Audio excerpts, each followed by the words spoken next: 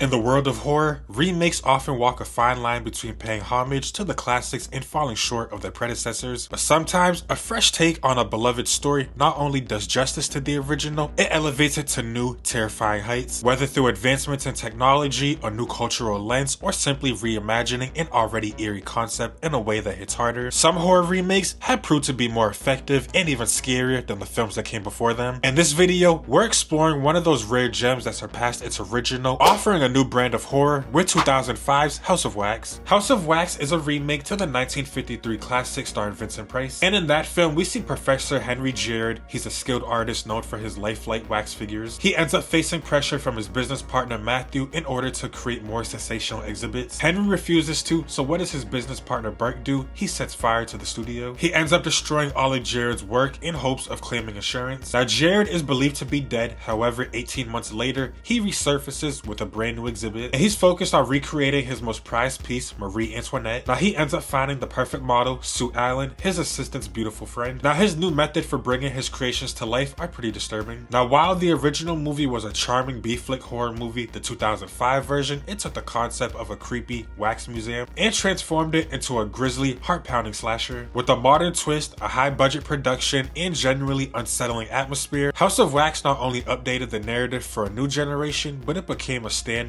in the mid-2000s horror scene, as it offered thrills and chills that far surpassed the original scare factor. The remake follows 6 friends on their way to a football game. They decide to camp out for the night and continue driving the next day. The next day, the friends find that they're having car troubles, so 2 of the friends, they accept a stranger's ride into a small town named Ambrose. The main attraction in Ambrose is the House of Wax, except something is not right in this town. The wax figures are so realistic and the whole town is deserted, with the exception of 2 murderous twin brothers. And now the 6 friends must fight to survive and escape from being the next exhibits in the House of Wax. This is a horror movie that came out when I was 9 years old. It's a staple of my childhood in the horror genre, and everything about this movie just screams 2000s. The cast is so 2000s. It includes Chad Michael Murray, Robert Richard, Jared Padalecki, and even John Abrahams, who we all recognize from Scary Movie. Yeah, and it includes my mutual over on TikTok, Paris Hilton, and it doesn't get more 2000s than Paris Hilton. Even the outfits are so 2000s, and it brings me back to that era whenever I watch this movie. Now I think turning this movie into a slasher was the right call because it perfectly fits the time period for when this movie came out, especially since in the 2000s we got horror remakes left and right specifically for the slasher genre. And I just love the location of this movie being in an isolated, deserted town, and when you think about it, it's a pretty tiny town, which should have been an immediate red flag among the characters. Like, did they really think that anyone was there? There's like what, 2, 3, 4 buildings tops? But this movie just gives that isolated, eerie feeling. It's claustrophobic and a tight space. It works really well for the feel and the vibe of the movie. And the villains in this movie were great. I thought they were pretty menacing. They had this aura of violence surrounding them, especially Vincent. Now that boy was scary looking with his long hair and the mask made of wax. And I must say, the 2 brothers, they had some very violent kills in this movie, whether they were off screen or ones that we witnessed, and my favorite being Paris Hilton's kill.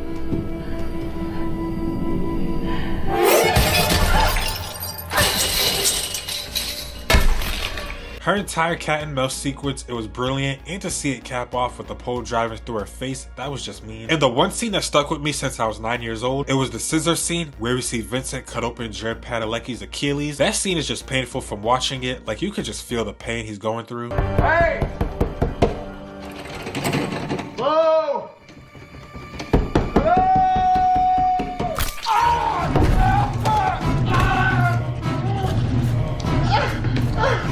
As for Carly, she's a pretty underrated final girl of the 2000s decade. As well as her brother, he's not too bad himself. They were the 2 smartest of the bunch, and they were the only 2 friends in the group that managed to fight and stay alive, whereas the other ones, they didn't. So hey, hats off to them. As for the end of the movie, where we see the House of Wax burning, bursting into flames, that end sequence, that was incredible. It was a fire ending, no pun intended. And the way that the movie ended off with the twist of there being a 3rd brother, 9-year-old me has been waiting for a sequel ever since. And who knows, in today's landscape, where we see nothing but requels and sequels for classic horror movies and franchises, maybe we'll get one. The 2000s has a bunch of horror remakes from that decade. Some were great, some not so much. Honestly, some of them were just a waste of time. However, House of Wax, this one is solid, it stands out. And it's one of the best horror remakes to come out in the 2000s and of all time, no doubt about it. And it's safe to say that 2005's House of Wax is better than the original. If you made it to the end of the video, I appreciate you guys for tuning in, and if you want to watch more content by me, go ahead and check out some of these videos videos right here. And be sure to hit that subscribe button to stay up to date with all of my content, and I'll see you guys in the next video.